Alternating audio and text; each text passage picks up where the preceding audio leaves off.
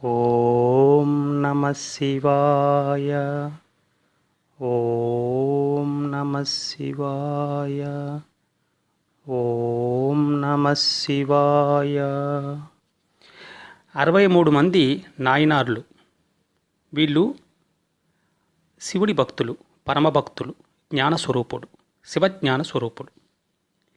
ఈ నాయనార్ల పేర్లు తలుచుకుంటేనే ఆత్మానందం కలుగుతుంది. వీరిలో 28వ నాయనారు శ్రీ తిరుజ్ఞాన సంబంధారు. గురువుగారైన సద్గురువుగారైన శ్రీ తిరుజ్ఞాన సంబంధారు గురించి 2 విషయాలని మీ ముందుకు తీసుకురావాలి అన్న ప్రయత్నమే ఈ వీడియో. చోళ దేశంలో సర్కాళి, సియాలి అనే ఒక దివ్య దేశం ఉండేది. అక్కడ ఆ ఊరిలో శివపాద హృదయుడు అలాగే భగవతి అనే వీరిద్దరు కూడా బ్రాహ్మణ దంపతులు, శివభక్తులు. జైన మతం యొక్క ప్రాబల్యం హెచ్చుగా ఉండే రోజుల్లో వీళ్ళు ఎంతో ధైర్యంతో అందరికీ ధైర్యాన్ని ఇస్తూ శైవ మతాన్ని నమ్ముకొని ఉంటారు. కానీ ఈ జైన మతాల యొక్క ప్రాబల్యాన్ని అణిచివేసి శైవ మతం యొక్క వ్యాప్తికి తోడ్పడే ఒక సమర్థుడైన పుత్రుడు కావాలని ఆ శివపార్వతుల్ని, ఆ పార్వతీ పరమేశ్వరుని వీరు ప్రార్థిస్తారు. ఆ ఆది దంపతుల యొక్క ఆశీర్వచనాలతో వీళ్ళకొక బిడ్డ పుడతాడు. ఆ బిడ్డే మనం ఇప్పుడు చెప్పుకుంటున్న తిరుశ్రీ జ్ఞాన సంబంధారు. ఈ బాలుడు చిన్నప్పటి నుంచి ఎక్కువ ఏడుస్తుండేవాడు. చిన్నపిల్లవాడు కదా, ఇది బాలచేష్టలు కదా అని అనుకునేవాళ్ళు. కానీ ఈ పిల్లవాడు ఎందుకు అలా ఏడ్చేవాడు అంటే, పరమశివుడు ఎప్పుడైతే మళ్ళీ ఇక్కడ పుట్టిస్తున్నాడో అప్పుడు ఆ వియోగాన్ని తట్టుకోలేక, భరించలేక బోరున అప్పుడప్పుడు గుర్తు తెచ్చుకొని మరీ ఏడ్చేవాడు. ఈ బాలుడికి ఒక 3 సంవత్సరాల సమయం అప్పుడు ఒకసారి తల్లిదండ్రులు స్నానానికి వెళ్తూ గుడి దగ్గర, కోనేట్లో స్నానానికి వెళ్తూ ఆ బిడ్డని అక్కడ గుడి దగ్గర పడుకోబెడతారు. పడుకోబెట్టిన వెంటనే ఆ బిడ్డ 3 సంవత్సరాల బిడ్డ వెంటనే ఏదో పూర్వజన్మ జ్ఞాపకం వచ్చినట్లు శివాలయం యొక్క శిఖరం వైపు చూస్తాడు. చూసి శివ వియోగాన్ని భరించలేక బోరుగా ఏడుస్తుంటాడు. ఎప్పుడైతే ఈ బిడ్డ ఏడవడం మొదలుపెట్టాడో, ఈ బిడ్డని కనుసన్నల్లో కాపాడుతోంది ఎవరు అంటే ఆది దంపతులు. ఈ బిడ్డ ఇక్కడ పుట్టినప్పటి నుంచి కూడా ఆ పార్వతీ పరమేశ్వరు యొక్క కనుసన్నల్లోనే ఈ బిడ్డ ఉన్నాడు. అటువంటి బిడ్డ ఎప్పుడైతే బోరున ఏడ్చాడో ఇంకా అప్పుడు అర్థమైపోయింది పార్వతీ పరమేశ్వరులకి ఏమిటి అంటే, ఇక శివ వియోగాన్ని తట్టుకునే పరిస్థితిలో ఈ బిడ్డ లేడు అని ఇద్దరూ ప్రత్యక్షమైపోతాడు. ప్రత్యక్షమైన తర్వాత పార్వతీదేవితో, ఆ తల్లితో, మన జగముల తల్లితో పరమశివుడు ఏం చెప్తాడంటే, నీ స్తన్యమును బంగారు కప్పులో నింపి ఆ పిల్లవాడికి ఇవ్వమని చెప్తాడు. చెప్పిన వెంటనే పార్వతీదేవి ఎప్పుడెప్పుడు పరమశివుడు చెప్తాడా అని ఆ తల్లి ఎదురు చూస్తూ ఉంది.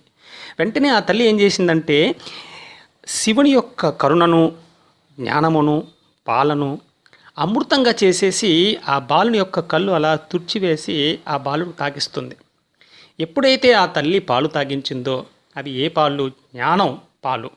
ఎప్పుడైతే ఆ జ్ఞానాన్ని, ఏదైతే ప్రతి జీవికి కావాలో ఆ భగవంతుని యొక్క సంబంధాన్ని, భగవంతునితో ఉన్న అనుబంధాన్ని, భగవంతుని చేరడానికి కావాల్సిన జ్ఞానాన్ని ఆ తల్లి ఎప్పుడైతే ఈ బిడ్డకు తాగిచ్చిందో అప్పటి నుంచి సంబంధారు జ్ఞాన సంబంధారుగా, శివజ్ఞాన సంబంధారుగా, తిరుశ్రీ జ్ఞాన సంబంధారుగా అతని పేరు వ్యాప్తమైపోయింది. ఆ పార్వతీ పరమేశ్వరులు అందించిన జ్ఞానంతో 3 సంవత్సరాల నుంచే ఈ జ్ఞాన సంబంధాలు అనర్గళంగా భగవంతుని గురించి చెప్పడం ముట్టేస్తాడు. ఎన్నో కవిత్వాలు వచ్చేసాయి.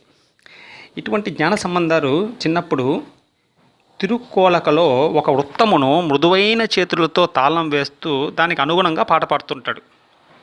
వెంటనే పరమశివుడు చాలా పరవశించిపోతాడు. ఆ చిన్న బాలుడు తన కోమల కరములతో తాళం వేస్తూ పాడుతున్న తీరు చూస్తే ఎంతో ఆనందం వేస్తుంది. వెంటనే ఎక్కడ ఈ బాలుడు యొక్క చేతులు కమిలిపోతాయో అని వెంటనే ఆ చిన్నారి యొక్క చేతుల్లో బంగారు తాళద్వయాన్ని చూస్తాడు. ఆ తాళములపై ఏం రాసి ఉంటుందంటే, ఓం నమః శివాయ అనే అక్షరాలు లిఖింపబడి ఉన్నాయి. శివ పంచాక్షరి మంత్రం ఓం నమః శివాయ యొక్క సారాన్ని ఊరిలో ఉన్న అందరికీ చెప్తూ వస్తుంటాడు మన శ్రీ జ్ఞాన సంబంధారు.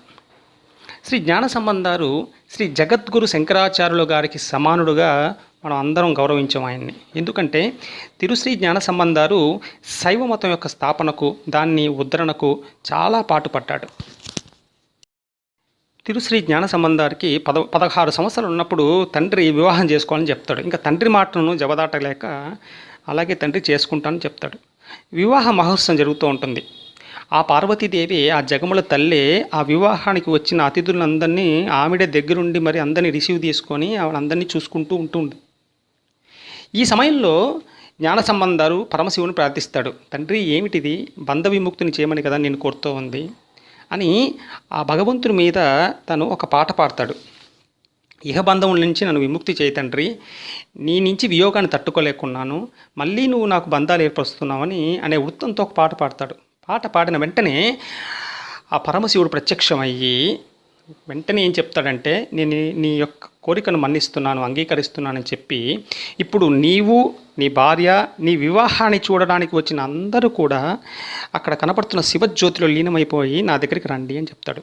వెంటనే అక్కడ ఆ శివజ్యోతి ఆకాశానంత అందుకునేంత ఒక శివజ్యోతి అక్కడ వస్తుంది. వచ్చిన వెంటనే అందరూ ఓం నమ శివాయ, ఓం నమ శివాయ, ఓం నమ శివాయ అని అందరూ ఆ పరమశివుల్లోకి ఐక్యమైపోతారు. ఇంతకీ ఇంతమందిని ఐక్యం చేసుకున్న ఆ పరమశివుని యొక్క గుడి ఎక్కడ ఉంది? దాన్ని మనం దర్శించుకోవాలి, తప్పనిసరిగా దర్శించుకోవాలి. అందుకే చాలామంది చాలా చోట్ల నుంచి ఆ గుడికి వచ్చి దాన్ని చూసి చాలా ఆనందాన్ని పొందుతారు. ఇది తమిళనాడులో శ్రీ శివలోక త్యాగర్ ఉమా అమ్మర్ గుడి. ఇది అచ్చల్పురము శ్రీకాళులో ఉంది. అంటే నాగపట్టణం యొక్క డిస్ట్రిక్ట్ ఇది. ఇది మనకి చిదంబరం నుంచి ఒక 25 కిలోమీటర్ల డిస్టెన్స్లో ఉంటుంది. అంటే కావేరీ నది అక్కడ ప్రవహిస్తూ ఉంటుంది. అందువల్ల తప్పనిసరిగా మనం అందరం కూడా ఆ అద్భుతమైన సంఘటన, ఎక్కడైతే ఆ స్వయంభూగా వెలిసిన స్వామి గుడి ఉందో, ఎక్కడైతే ఒక శివజ్యోతిలో తిరుశ్రీ జ్ఞాన సంబంధాలతో పాటు ఆ ఊళ్ళో ఉన్న జనమంతా ఐక్యమైపోయారో అటువంటి పుణ్యక్షేత్రానికి మనం వెళ్ళి దర్శించుకొని మనం కూడా ఆ భగవంతునికి మనం ప్రార్థిస్తే తప్పకుండా ఆయన యొక్క అనుగ్రహం మన అందు ఉంటుంది.